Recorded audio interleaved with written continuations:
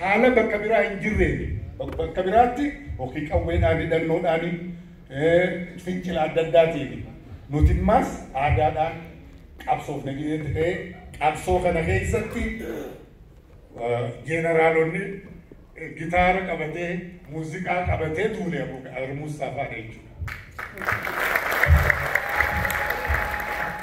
أبو بكر نما امتني جدا وامس يادك ثم اليوم إمومتي نما وما ساتين كنا عداكم أبو بكر موسى برنون نساء كتا سديت جال كتا سديت جال أفان أددا أكمل تبرئ عن الدين أفان عربا أفان سات أفان سباب سلموتا ورّي هرّي يدبتون دي أفان سات إني ورموكو فامت إني سومالي هرّي هندوما أفان هندبينا برسن كيستي غازيتا على هرم تخايروتي مدفنفمو ويا دانا الكتب وان كان إسافي شيخ بكري سبب الله عليه نمد قول إنجيل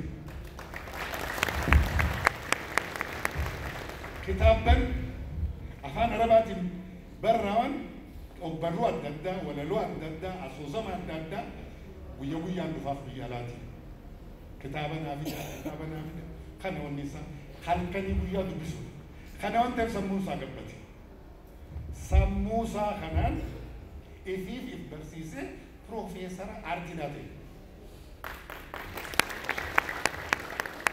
وأنا كسر دبسيف واني إني دب بريسو بيجنا كمتي أرو منا كمتي إمينا كمتي أكاس آمي سجنا ونا شوكو أكنا شوكو يادا حارة أمة موسيقى لما علي برا علي سبب فانت بطن وكان جيسن يجوتا توك نم توك خداربي يتفق جدليس وني أما علي برا وليس توك ما أفان كينيا سب ميدانين أفاني كنا كيسا كرت توك ميرجع أمتا بليسوما أمتا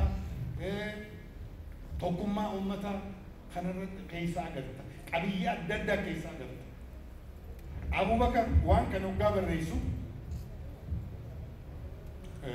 أنا موقع ولا لو بالرئيسو بالرئيسي تنو ردي في بالرئيس الردي يسيس الرئيس أبو بكر وانا كان أنكم على ما سافرته كياتو ما فيتا وصو على كمبر ونين تاني وصو جيجا تقول هاكني بالرئيس سموسا كما وان كمو بيكم سكم مال الرادو في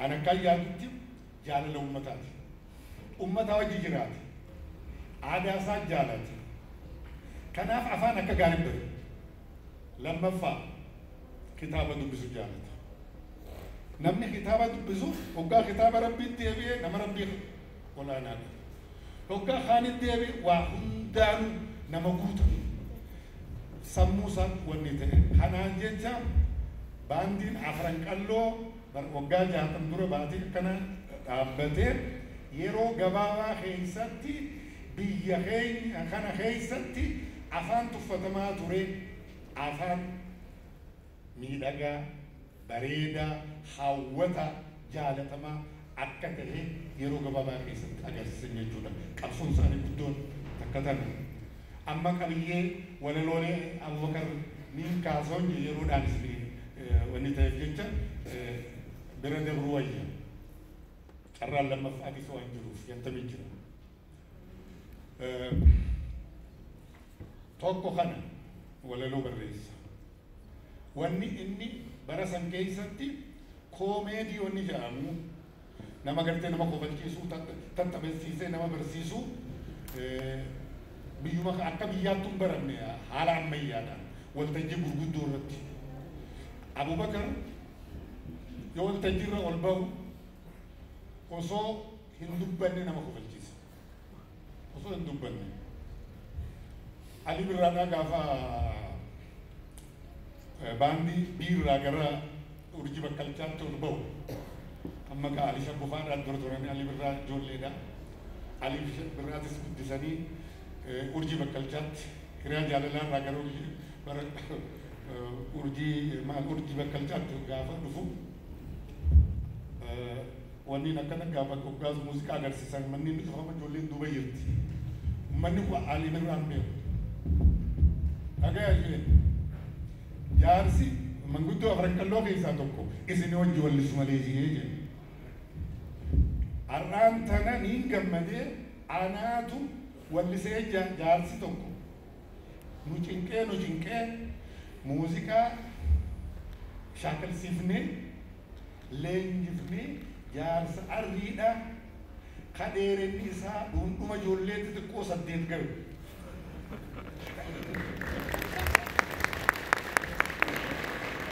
Tokkootu wallisu malee jee akka gaarii simadhaati jajjabeessa jaarsa kana jeeti amma namni hundi warra gurguddoon akkami dubbiin akkami jedhaniiti hoggaasitoo mucaan xiqqaan tokko birraadha barii jedhe Ali Birraan ta'e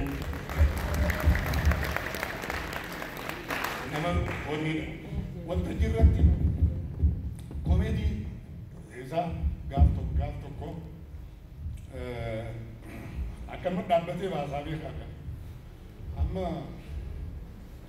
namicha tokkootu maallaqa namarraa liqeeffateeti maallaqa kana deebisuu jibbee hin deebisuu mala maaliin jalaa ba'aa jeeti tokko dhaqee jechuudha.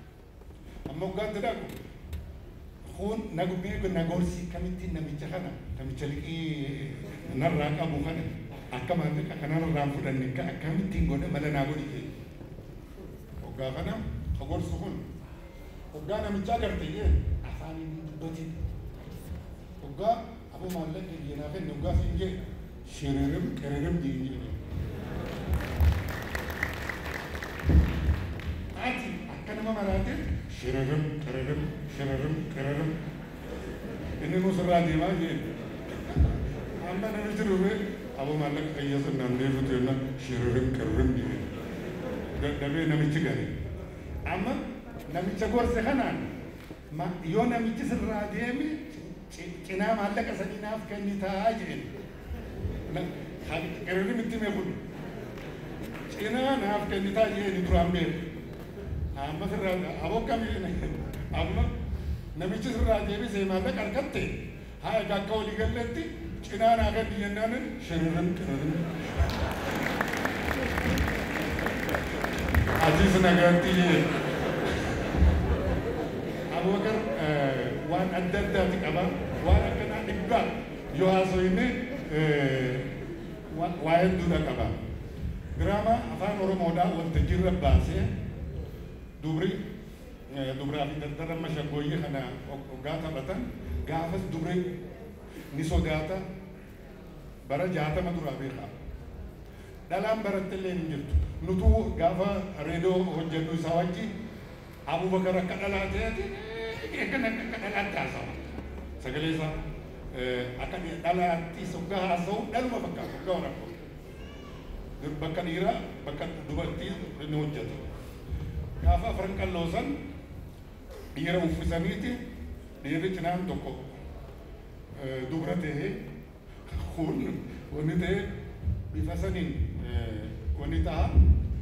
Diraamaa irrattis diraamaa hoggaa taphatan dhalaanis dhiiruma sagalee jijjiirratanii wanni inni irratti gaafas barreessu waa'ee barnootaa waa'ee gartee dhugaatii kanaa dhiisuudhaa waan namarra dhuguu fi gorsa hinaaffaa kanarratti waan nama gorsaa irratti dhiyeessaa.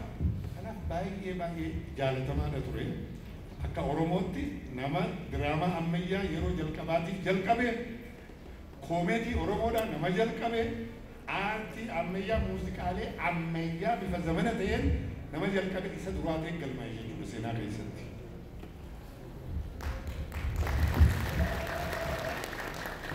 Gara booda Afran qalloo karaa adda addaatiin dhiibbaa adda addaatiin adda bahuudhaan dhufee warra gaafas keessatti gahee guddaa qaban keessaa warra waleloo akka Abubakaritti barreessan keessa tokko kunoo obboleessa keenya Shantam Shubbisaadha. Shantam gaafasi jalqabee haga ammaa Oromummaa leellisaa kanumaan jiraate umrii isaa guutuu Shantam booda hedduu isinitti hima waan aartii fi wanni ture. Amma Abubakar afran qalloon dhiibbaan itti dhufteen namni adda faffaca'ee Shantamfaan gara Somaalee deeman, Usmaa'ileen faan gara Jarman deeman akka maaliif akka ta'e yeroo dhaabdu wanni taa'i'eeti. Jibuutii dhaqanii muuziqaa agarsiisuudhaa mokkoraniiti mootummaan dhoorkite. Hoo Jibuutiin kiiloomeetira 300 kana maal hayyama nu barbaachisanii kan Jibuutii dhaqanii muuziqaa agarsiisan. Hoggaa achi deebisan sababni tarkame kunidha. Kunis baqa ta'ee adda faca'an jechuudha. Amma kan itti reediyoon afaan Oromoo dhaabbatee Abubakar gara reediyoo dhufe. Amma afaan Oromoo aadaa Oromoo agarsiisuudhaaf carraa addaati argate jechuudha. Reediyoo argate. Bakka aartiisaas dandeettiisaa hunda dandeettii afaanii qabu bakka itti dabarsu hunda argate jechuudha. Reediyoo kanatti waggaa dhufu inni kutaa 8 isiniin jedhe barnoota. Warri fatanaadhaaf qormaata irratti dhiyaatan warra digirii qabu. Amma fatanaa qormaanni dhiyaatee achirratti Abubakar kutaa 8